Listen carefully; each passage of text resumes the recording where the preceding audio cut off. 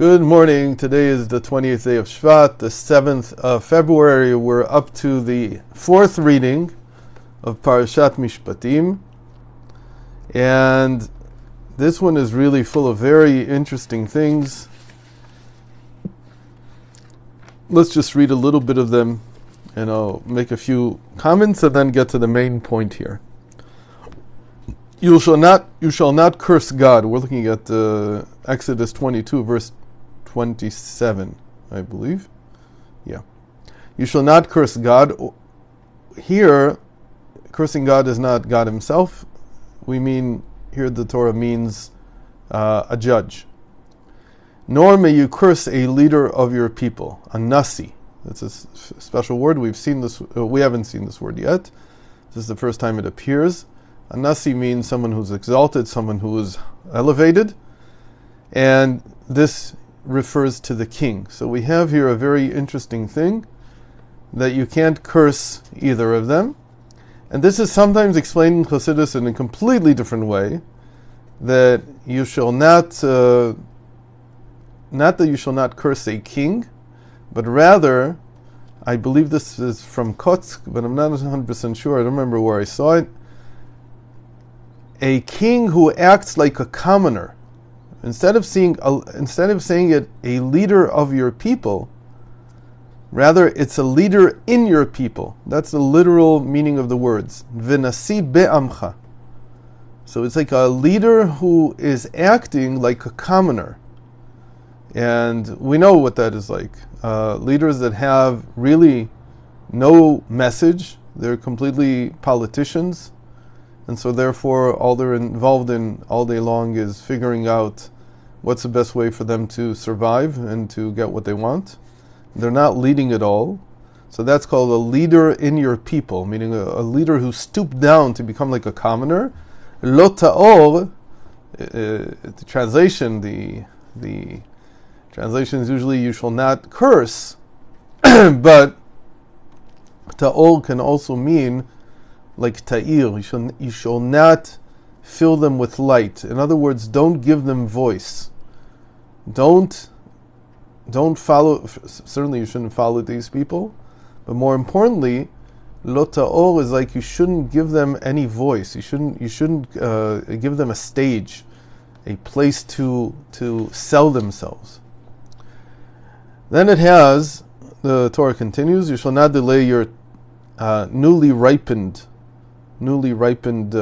fruit, nor your truma. Truma is a tithe. You shall present to me the firstborn of your sons.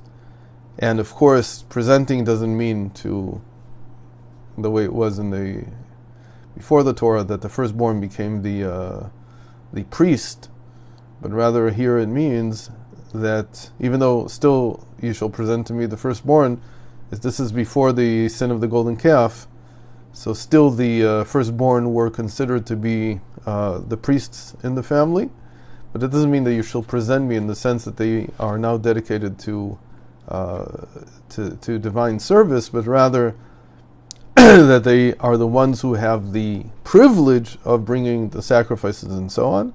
And after the sin of the golden calf, this became that you exchange the firstborn for money. In other words, you give 5 shekels to a priest, and that's as if you've paid your dues, and the firstborn is redeemed in that sense. And so they're just a regular child. So that there is a priestly class instead of being that. It's in a sense it's counter. We try to all the time spread duties across. That's like the modern world where everything is spread out. Here there is like a centralization of the power of the priesthood, and so instead of being spread out like it was before the sin of the golden calf, it became centralized. Then it says, you shall do likewise with your ox and your flocks. The firstborn is dedicated to the temple, and it shall remain with its and the firstborn shall remain with its mother, or any child, any calf, anything that's born of a kosher animal shall remain with its mother for 7 days, and only on the 8th day or later you shall give it to me. Can you offer it as a sacrifice? So now we're coming to the main portion here, the main thing we want to talk about. It's a very short reading. So here, verse 30 reads, "You shall be holy people unto me. You shall not eat flesh torn off by beasts in the field." So there's different ideas about what this means. Does this mean flesh from a living animal, or does it mean an animal that just died, or was killed, and you find it in the field? You find a carcass. So obviously you can't eat a carcass. It has to be a slaughtered animal that you eat. So you shall not eat from the flesh of those animals. You shall instead cast it to the dogs. And why did they give it to the dogs? Not because you specifically have to give it to dogs, but because the dogs are being repaid, as it were, for not wetting their tongues against you when you left Egypt. We want to talk about the beginning of this verse 30. "You shall be holy people unto me." What does it mean to be holy people? This is a very unique phrase. Ve'anshei kodesh tiyun li. It's unique because of two things. First of all, it's calling us holy people.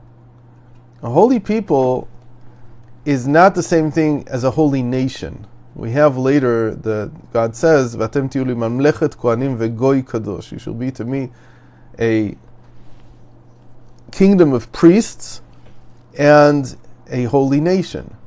And being a holy nation is, as holiness can maybe dwell on the entire nation at once, but here he's saying Anshei Kodesh, holy people, meaning as individuals. This is a different proposition than being a holy nation. Here he's saying that the holiness should come down to the individual. And that's very difficult to understand, because holiness by definition is something that is beyond the personal. So when you say a holy nation, that would make sense, because the nation as a whole is something greater than the sum of its parts. It's something wider. It goes beyond the individual. But to say here that you should be individuals, as individuals you should be holy, that's a very big statement, and it needs to be explained. The second thing is that the Torah here is using a construction of the verb to be that is usually not used at all. It writes tihiyun. It has a nun, final nun at the end. Instead, the way it's said every time in the Torah is tihiyu. You don't need the final nun. The final nun is more flourishy, but it's not even that. It's just not used. It's not a form that is common at all, anywhere. And yet the Torah uses it here. So these two things caused this in Chabad Chassidus, for instance, to always have this verse explained as something that will happen in the future. It's not something that we can come to now. Meaning, individuals cannot reach this. That was the common understanding.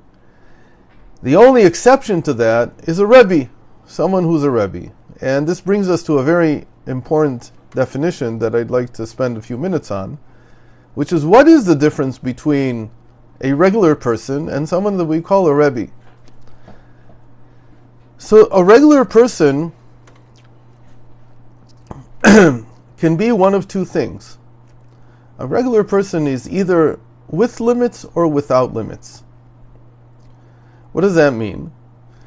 A regular person can devote himself to life, and then he is a person with limits. In fact, we would say that maturity is better and better understanding our limits, having a better conception of what we're capable of and what we're not capable of, how to live life in the right way, how to invest. How to invest is a very good measure of how much a person understands their limitations. They understand the limitations of wealth. They understand the limitations of growing wealth. These things come as a person matures. In the beginning, when you're talking to children, so the only thing they can say is, "I want to make a lot of money." That's what they say. And because of that, they can actually harm themselves because either they'll throw all their money at something and they'll hook onto some anecdote that they've heard. Like this one kid, I'm sure everybody's heard of him. I don't remember his name. When he had a bar mitzvah in 2011, I guess, and he got something like $1,500 in 2011, and he told his parents, again, it's just shot in the dark, doesn't mean anything. He told his parents, I want to buy Bitcoin with it. So in 2011, Bitcoin was probably about $10. So he got something like 150 or even more. I don't know, maybe 750 was probably less than even $10 then. And he became a multimillionaire. And so children who hear this is a very damaging story, because a child who hears this says, well, I could do the same. They don't understand that this is a 1 in a million shot. So they don't understand the limitations of what it means to be alive. And this is also true when somebody is studying Torah. They don't understand that there are limitations. You can only spend so much every day. You have a life to live. You have to get married. You have to have children. You have to provide for them. There's limitations in how holy you can become. There are people who live without limits. And we know those people too. We can call them immature, but sometimes it is a conscious decision that a person makes that I don't want to live based on limitations. I want to live in a different way. How do I want to live? I want to live in a way that all that I do, every single waking moment, is dedicated to holiness. There is such a thing. And these people, I have a name for them, and you probably know their name also. They're called shluchim. They're called emissaries of the Rebbe, meaning they gave up living a life of limitations. They don't live by the limitations. Some of them have somehow landed on their feet, but most of them are underwater. And the reason that they're underwater is because you can't dedicate your life to holiness, to spreading holiness, and be expected to also run a normal household. So when you go into these houses right away, the first thing you feel is that there are no limits here. Absolutely no limits. There's probably no walls either. But this is a way that some people are. So this was explained to be the difference between people who have limits and people who don't have limits. So all people are either this or that. A Rebbe is defined as somebody who can bring the unlimited and put it within limits. Meaning that he leads what looks like a normal life, but you feel that within every grain, every moment of time, every grain of his being, the unlimited, the infinite, is shining through. That's what it means to be a holy person. It's a paradox. On the one hand, you're a person, you're an individual, and in that sense, you are limited because you are you, you're not someone else. You have your life to live. On the other hand, to be holy means that you go beyond the confines of that limitation of being an individual. So we said before that if you understand this as a goy kadosh, a holy nation, so that certainly is without limits because we're not looking at each individual separately. But if I'm looking at each individual separately, to be able to be holy means that they have to be like a Rebbe. And because of this, in Chabad it was explained that this will only be in the future. That right now, only very, very few people in every generation can be that. To have the infinite within the finite. To have the unlimited within the limited scope of every moment. To feel that. However, this is certainly something that we need to pursue. It's not something that we need to give up on. Right now, we have to make a choice. Do you want to be limited or unlimited? But still, we have to understand what it means to live that type of life and how that actually happens. So that is a topic that we've discussed before. It's a topic called natural consciousness. And I'll just remind you of the basic idea behind it, is that to be unlimited is to pursue only holiness, to pursue only God's will. And that's called having divine consciousness.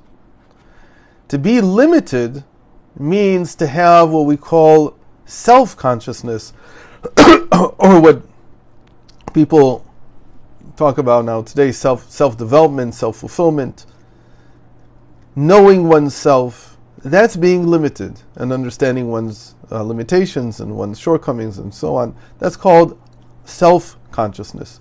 So we have self-consciousness and divine consciousness.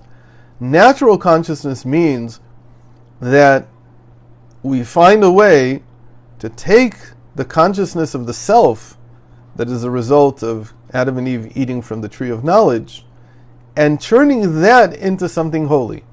So what that means is that the performance of God's will becomes natural to us. And this is not so impossible as one might think. A lot of people, when they wake up in the morning, because they have a routine, it flows naturally. They don't have to actually think about it all the time. However, we're not talking about habit. It's not just being habitual. It's not just following by rote.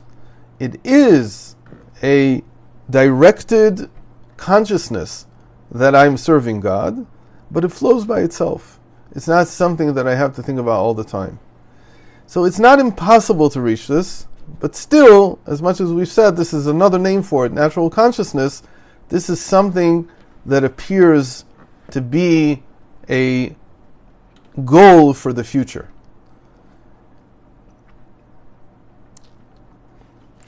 And yet, as much as this is a goal for the future, we have to be pursuing the future even now. And the key to being able to pursue the future today is understanding that what's going to lead us apparently into this type of state of mind of being holy individuals, holy people, is what we call the psychological revolution. It's that people today, I would say maybe 20% of the world's population, is involved in trying to understand their psychology. And the more you try to understand your psychology, the more you actually become invested in finding a way to transcend your feeling of separation from the rest of the world and trying to find a way to be an individual who is connected. And just by dealing with that issue of separation versus connection, you begin to understand this topic of being limited and unlimited. Being separated is like being limited, being unlimited is like being connected. And when that is a key issue in your mind and you're trying to solve it, you build the language and the skills to be able to have what we call natural consciousness, to reach the state in which, on the one hand, you're an individual, but you're also dedicated to something higher. That something higher can be society, it can be the other relationships in your life, it can also be your relationship with God. So with this we'll end. We'll say that this is a very messianic verse. It's something very special, and I hope that we now have some concept of what the difference between someone who is holy and someone who is just individual is. Thanks for joining today. Hope to see you tomorrow.